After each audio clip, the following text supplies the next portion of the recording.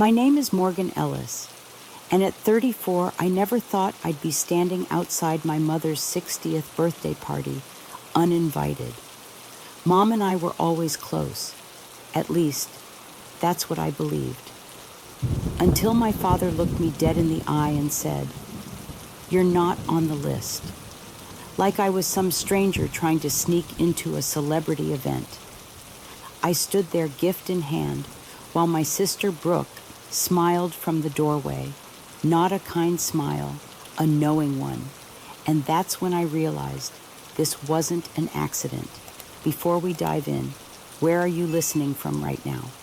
What's your story? Drop it in the comments. I grew up in a quiet suburb outside Joliet, Illinois.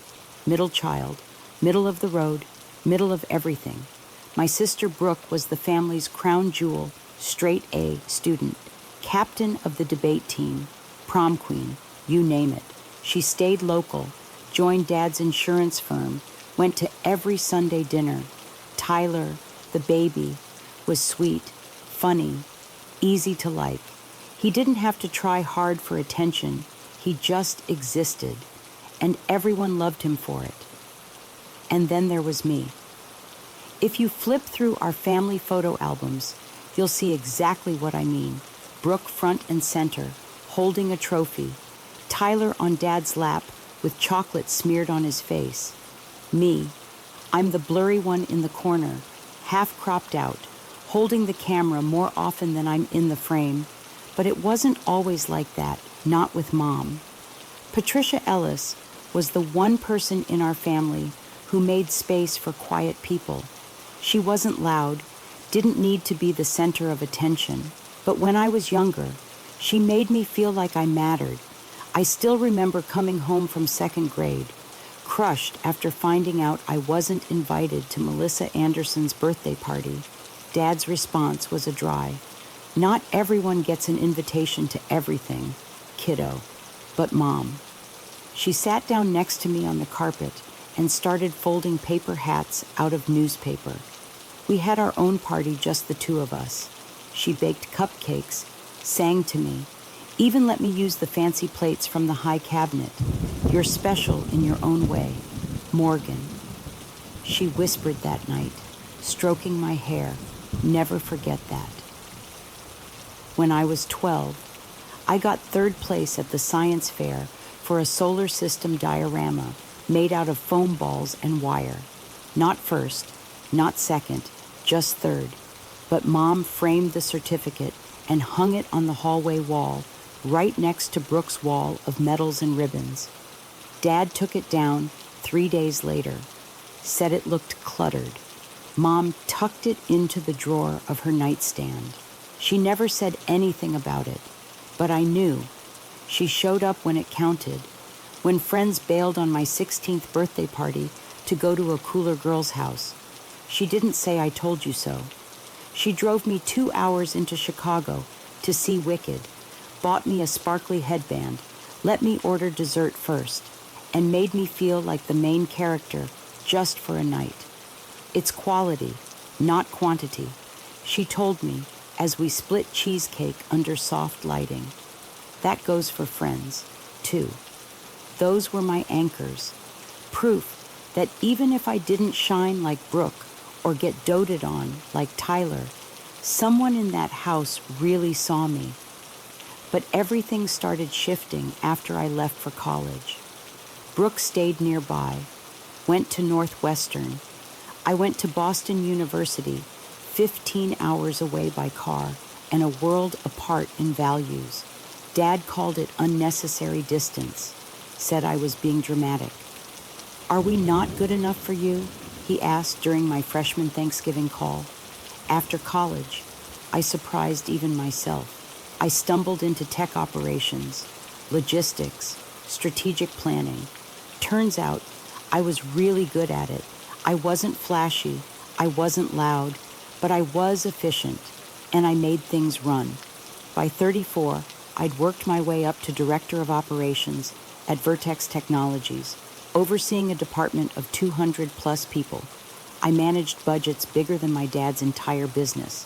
I had my own team, office, respect. But at home, success didn't count unless it looked familiar. Every Christmas, I sent gift baskets with Vertex's logo on them, high-end ones with local cheeses and engraved mugs. Every year, Dad would unwrap one and ask, "So you're still with that computer company?" And then, as if reading from a script, "When are you going to settle down and give your mother some grandkids?" It never mattered that Brooke and her boyfriend Jesse weren't married, didn't have kids either. I was the one expected to explain myself, and the real tension always came from Brooke. 3 Thanksgivings ago, she cornered me in the kitchen while everyone else was watching football. "You think you're better than us," she said, practically slicing through a pumpkin pie like it had insulted her personally. "You send gifts, make these showy gestures, then act like that's what being family means. I call, I invite you to visit," I said, "to show off." She shot back, "It's always a competition with you." The irony of that nearly knocked the air out of me. I'd spent most of my childhood clapping from the sidelines while she took home medals. "That's not fair," I said quietly. "I worked hard." "And what?" "We haven't," she snapped. "Mom doesn't even understand what you do." At least I'm here. At least I'm present. And honestly, that's what hurt the most. After that night, the calls from Mom got shorter, less frequent. When I did call, she was distracted. "Brooke says you're too busy," she'd mumble, the last time I visited. Tyler barely looked up from his phone. Dad pulled me aside to say, "Your mother worries about you. Alone in that city, working too much. It's not natural for a woman." I'd try to explain that I had friends. I had a life. I wasn't alone. But in their eyes, I was still the one who left, the one who didn't play by the family rules. Then came the moment that changed everything. It was late. I was alone at the office on a Friday night, reviewing quarterly numbers. I opened Facebook to distract myself and saw Brooke's post. A celebration for Patricia Ellis, 60 years of grace and grit. I stared at the guest list. Everyone was invited. Cousins, neighbors, even Mom's college roommate who lived in Tampa. Everyone but me. No invitation, no text, no email, just silence. I sat there for a long time under the flicker of overhead lights, hands trembling over the keyboard. And that's when I knew. Whatever this was, it wasn't an oversight. It was a decision, and someone in my own family had made it. The worst part wasn't being turned away at the door. It was everything that led up to that moment. All the small signs I ignored because I didn't want to believe they meant anything. After college, I moved to Boston for a job offer that seemed impossible to turn down. I was 22, fresh out of school, and terrified, but for the first time, I felt like I had something that was mine. Brooke stayed in Illinois, joined Dad at the insurance firm, and slipped naturally into the role of the daughter who stayed. Tyler bounced around a few part-time jobs, but was always around to help when something broke in the house or when Dad needed company at the golf range. I called every week at first, sent postcards, even invited the whole family to visit, only to hear, "That's a busy time for us," or "Flights are expensive." After a while, I stopped asking. The first time I noticed something shift with Mom was during a holiday call. I was working late and called just to say hi. She picked up on the second ring, but sounded distracted. "Oh, hi, honey. I thought you'd be too busy for us." I laughed it off, said I'd made time, but that phrase stuck with me. Too busy for us. I sent gifts for Christmas, customized ones, local jams, monogrammed robes, a handmade cutting board engraved with Ellis Family Kitchen. Brooke posted group photos with the gifts, tagging Dad and Tyler, never me, 3 years ago, during Thanksgiving at home. Brooke and I ended up in the kitchen after dinner. She'd had 2 glasses of wine and was slicing into the pie like it owed her money. You think your career makes you better than us, don't you? The words came out of nowhere. I paused, dish towel in hand. What you show up here once a year with your designer bags and fancy job and expect everyone to clap. I don't expect anything. I said quietly, I'm just trying to be part of the family. She scoffed. Please, you only show up when it's convenient. You don't see what it's like here day to day, helping Mom get to her doctor's appointments, dealing with Dad when he's in one of his moods. I didn't know she had doctor's appointments, I said, caught off guard. Exactly, she snapped. You don't know anything. That conversation was the first time I realized Brooke had positioned herself as Mom's spokesperson and gatekeeper. After that, the weekly calls with Mom trickled into once-a-month check-ins. When we did talk, she'd mention things that Brooke told her I was busy with, things I never said. At first, I assumed it was a mix-up. Then I started to wonder if it wasn't. Tyler went quiet too. He used to text me about music, memes, random stuff, but his replies turned into yeah or cool. I visited one summer, and he barely looked up from his phone all weekend. The emotional drift became harder to ignore. Still, I thought maybe I was being too sensitive. Maybe life just gets messy as you get older. I kept trying birthday cards, group texts, invites to Boston. No one came. No one even replied. Then one night, after staying late at the office, I opened Facebook to kill time while I waited on quarterly budget reports. That's when I saw it. A banner reading, Celebrating Patricia Ellis, 60 Years of Love, posted by Brooke. The guest list was public. Relatives from Ohio, my mom's college roommate, childhood neighbors. My name wasn't anywhere. At first, I thought it was an error, a glitch.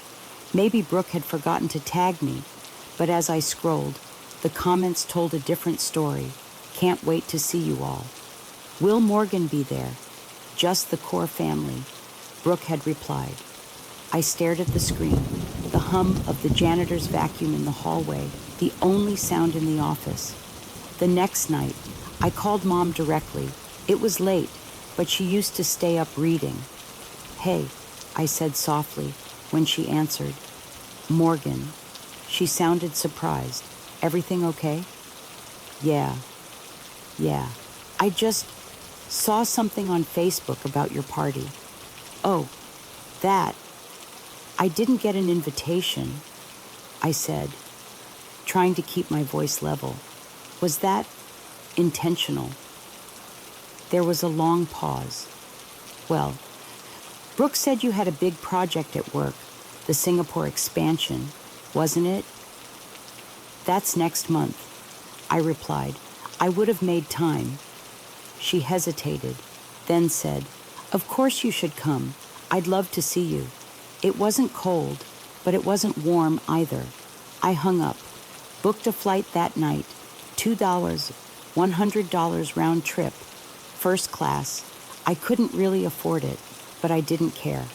The next morning, I told my assistant, Rachel, I needed Friday off for a family thing.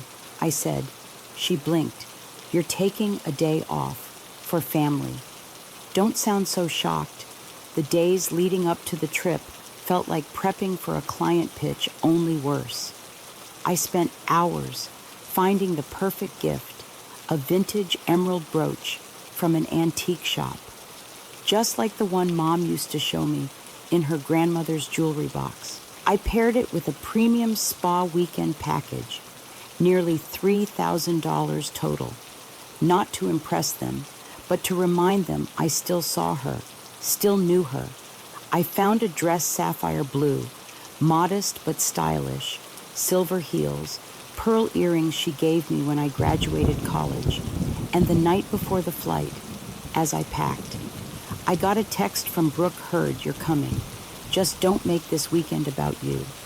I stared at it for a while, didn't reply, just turned off my phone. Because no matter what they expected, I wasn't flying across the country to prove anything. I was showing up for my mother, even if they didn't want me to. The morning of the party, I woke up before my alarm. I hadn't really slept, just lay in bed, replaying possible conversations, imaginary smiles, worst-case scenarios. I dressed slowly, checking every detail in the mirror blue dress, subtle makeup, the pearl earrings Mom gave me when I was 22. I slipped the gift into my bag, heart thudding harder than it had before any corporate boardroom pitch. The venue was a renovated boathouse along Lake Michigan wood beams, string lights, big windows that looked out over the water. It was exactly Mom's style, classic, warm, understated. I recognized cars in the lot, Uncle Dave's truck, Aunt Marion's Civic, even Tyler's beat-up sedan. The Ellis family had shown up in full force. Everyone, except me. As I walked toward the entrance, I spotted my father just inside the doors, clipboard in hand, like he was running security at a political fundraiser. His posture was rigid. When his eyes met mine, something cold slid into place. "Morgan," he said flatly, "what are you doing here?" I blinked. "What do you mean I spoke to Mom? She said I should come." He looked down at the clipboard and ran a finger along the list. Then, "You're not on the list." The words knocked the breath out of me. Not angry, not apologetic, just final. "There must be some mistake," I said quietly. "I flew here to be with her. This party is for people who actually make time for family," he said. "You should have called ahead." My face burned. Behind him, guests glanced over, pretending not to watch. And then, as if summoned for dramatic effect, Brooke appeared at his side, hair curled, dress perfectly matching Mom's favorite shade of pink. Jessie trailed behind her. She didn't look surprised. She looked pleased. "Is there a problem?" she asked, her voice dripping sweetness. "Morgan's not on the list," Dad repeated. Brooke raised her eyebrows, feigning concern. "Oh, I thought we discussed this." "Morgan, after Thanksgiving." "We didn't discuss anything," I said, my voice shaking. "I spoke to Mom. She invited me. She probably felt put on the spot." Brooke shrugged. "You know how she hates confrontation." I looked past them, trying to see into the party. "Where is she? I'll talk to her myself. She's busy with her actual guests." Dad said. I stood there, clutching the wrapped gift in both hands like it could anchor me. An older woman whispered, "Is that Morgan?" Then another voice. I thought she wasn't speaking to the family anymore. And then, Brooke, not bothering to lower her voice, said, "Did she really think she was welcome after what she said about Mom?" That was it. I couldn't stay there. "I understand," I said, keeping my voice steady. "Please give this to Mom." I handed the gift to my father. "Tell her I hope she has a wonderful birthday." Then I turned and walked back toward the lot. Every step was controlled, every muscle in my face locked in place. I didn't let myself cry, not until I got to the car. Then my hands started shaking so bad, I couldn't get the key in the ignition. I sat there, breathing through it. In 2, 3, 4, out, 2, 3, 4. I would not fall apart in a parking lot. Then came a knock on the window. I jumped. It was Jessie. I hesitated, then cracked the window halfway. "Hey," he said awkwardly. "Ms. Ellis, Morgan." "What do you want?" I asked, sharper than I meant to. He glanced back toward the building, then leaned in slightly. "I work at Vertex, in the Boston office, software engineering, 3rd floor." My brain froze. "Wait, what? I transferred from Chicago about 8 months ago," he said. "Brooke doesn't know I report to your chain of command." Technically, you're my boss. I blinked. You're kidding. He shook his head. No, I recognized you right away when I started, but I didn't connect the dots until today. I stared at him. She doesn't know, he repeated, that you're my boss. I opened the door slowly. You want to sit? He got in the passenger side, knees brushing the dash. I should have said something in there. He said, I just wasn't sure how. You watch them humiliate me. I know. He rubbed the back of his neck. I didn't know they were going to do that, but I knew something was off. Last night, at the pre-party dinner, your dad and Brooke were talking about what to do if you showed up. I exhaled slowly. So it was planned. Yeah. Your mom wasn't there. She didn't know. I looked at him. Does she even know I tried to come? She asked about you earlier, he said. Brooke told her you'd sent regrets. My jaw clenched. That's a lie. I know. A long silence passed. Why are you telling me this? I asked. Because it wasn't right, he said. And also, honestly, people at Vertex talk about you like you're the sharpest person in the building. I've seen how you lead and what happened out there. That's not who you are. I stared at the water for a long moment, and then I said, I'm going back in. Jessie blinked. Now I didn't fly here to be erased, I said, gripping the steering wheel. They made this public. Maybe that's how the truth needs to be said, too. He nodded slowly. I've got your back. We circled to a side entrance. He held the door. The room was full music, laughter, clinking glasses. And then Jesse raised his voice. Everyone, may I introduce Morgan Ellis, he said, Patricia's daughter, and my boss at Vertex Technologies. The room fell silent. Mom looked up from the center table, her eyes locking onto mine. She stood, eyes wide. Morgan, you came. Brooke pushed through the crowd, eyes flashing. Jesse, what the hell are you doing? The right thing, he said quietly. Dad appeared behind her, face thunderous. I thought I made myself clear, he said. You did, I replied calmly. But I think there's been a misunderstanding about who I am and what kind of daughter I've been. Mom was at my side now, holding my hands. Why didn't you come earlier? I tried. I said softly. Dad told me I wasn't on the list, that I wasn't welcome. She turned, looking stunned. Robert, is that true? He didn't answer.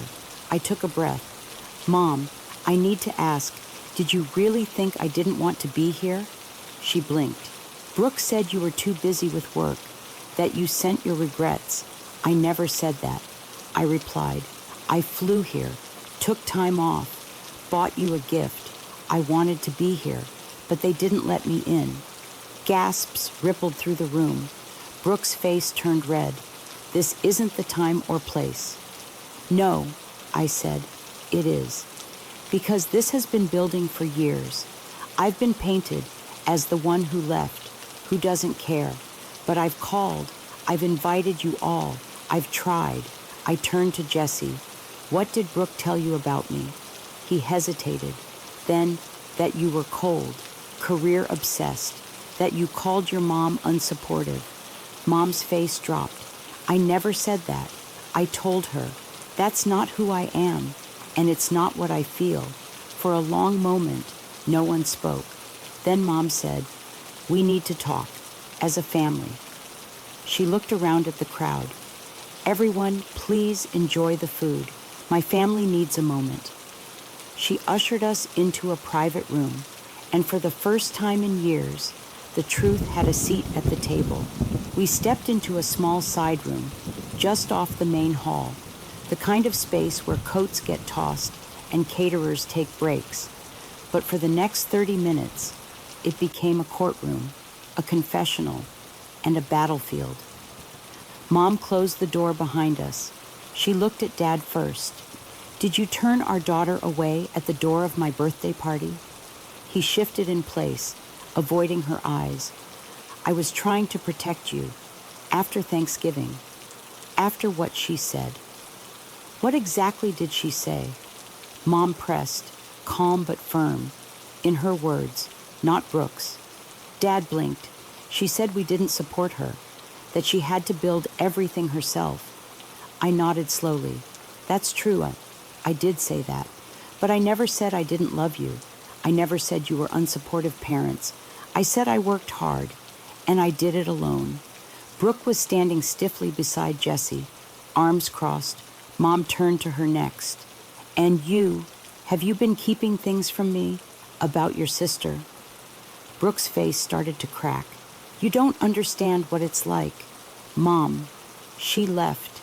She got to leave, to build this shiny life. While I stayed, I did the errands. I made the appointments. I kept everything from falling apart. And you resented that, Mom said softly. Brooke's voice broke. I resented how your face lit up when Morgan called. Even after months of silence, I resented that you still kept that stupid science fair certificate in your drawer like it meant something. For a moment, the room was still. Mom turned to me. You remembered that. You showed me Grandma's jewelry box when I was 10, I said, pointed out the emerald brooch that was lost in the move. I remembered. Mom wiped her eyes. I didn't know you still carried those things with you. I always have. Dad sat down heavily in one of the folding chairs. Maybe I misjudged a few things, he said, voice low. I thought you chose your career over your family. I chose to grow, I said. I never asked to be pushed out. Brooke looked at Jessie, then back at me. You have no idea what it's like feeling second best to someone who isn't even there. I do, I replied. That was me for most of our childhood. That quieted her. Jessie cleared his throat. I should have said something sooner, he admitted. But what happened today, it wasn't okay, and I couldn't be part of it. Brooke's face turned red again, this time from something closer to shame. I didn't mean for it to get so far, she said. I was just tired of feeling invisible. I get it, I said. But tearing me down didn't make you more seen. We sat in that silence raw, tired, exposed, and finally, Mom spoke. This family has been operating on unspoken rules and quiet resentments for too long. No more. If we want to fix this, and I do, it starts here. We nodded, all of us, even Brooke. I flew back to Boston the next evening. On Monday, I walked into work like I had for the past 8 years, coffee in hand, spreadsheets waiting. But something felt lighter, cleaner. I wasn't dragging that invisible weight anymore. By 11 a.m., I got a message from HR. Jessie had filed for a departmental transfer, moving to a team where he wouldn't report within my chain. Professionally smart, personally messy. I called him. You didn't have to do that. It's better this way, he said. Boundaries. And Brooke, well, we're taking a break. I didn't mean to come between you. You didn't, he said. This was coming. You just ripped the bandage off. That week, I had a session with Dr. Levine. When I told her what happened, she smiled gently. You stood your ground without burning everything down. That's growth. 2 weeks later, Mom called. I wanted to tell you directly. She said, I had a checkup. They've diagnosed early-stage cognitive decline. Not Alzheimer's, but enough. The words landed like cold water. I should have told you sooner, she added. Brooke thought it would stress you out. Mom, I said quietly, no more filters. If there's something I need to know, you tell me. Not through Brooke, not through Dad. Just you and me, I promise, she said, then paused. Would it be okay if I came to visit? I'd like to see your life, your world. I nearly dropped my phone. She flew out 3 weeks later, for 4 days. I showed her everything: my apartment overlooking the Charles, my favorite bookstore, the lunch spot where the owner knew my order. She came to the office, met my team, watched me in action. When we walked out, she said, "I finally see it, why this life matters to you." She wore the emerald brooch every day of that trip. After she left, we kept talking. Weekly calls turned into twice a week. She started sending little packages: again a scarf, a handwritten recipe, a photo of the three of us on my 5th birthday. Dad made small efforts too. He emailed an article on AI logistics and added, "Thought you might find this interesting." It wasn't much, but it was something. Brooke stayed quiet until one night, about 2 months later, she called. "I've been going to therapy," she said. No small talk, no preamble. "I'm glad," I said. "I was wrong," she admitted. "About a lot of things. I'm not ready to talk about all of it yet, but I wanted you to know. I'm trying."